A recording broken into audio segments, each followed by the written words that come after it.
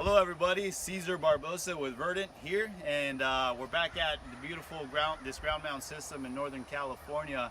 I posted a video a couple weeks ago about the issue at hand, which was basically an underground vault that had some burnt feeders in essence. And today I'm happy to announce that we've repaired, we've got the solution at hand, and I want to show you exactly what it is that we did here.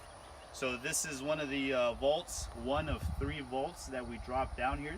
As you can see, we spliced the conductors in this vault, raised them to the side walls to keep them as far up from the ground as possible.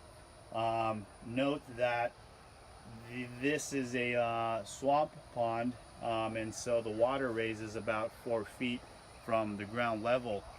So some of you might have thoughts that maybe raising the boxes above ground would have been a better solution, but we went through that route and we figured that being that the water raises so high, it would have caused issues of itself, meaning that the dirt itself would have shifted the box, and then even still it would have to been a very elevated vault to keep the water from coming into the splices.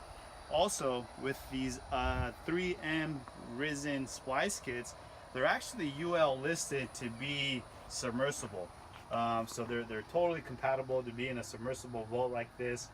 I think the real important essence on this kit is in the preparation in itself.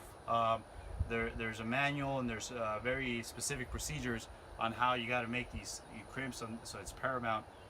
And so we feel very confident that this system is going to last here for another 20 years. Here are a few other photos of the finished product. 3 volts in total were lowered into the ground. A little over 70 crimps were made. A lot of wire being delivered. And so I think all in all, the takeaway was that planning and preparation were key in the execution of this project. Here are some photos of the vaults and the construction itself, the wiring being delivered. That was fun. And so again, fundamentally, preparation and planning is key.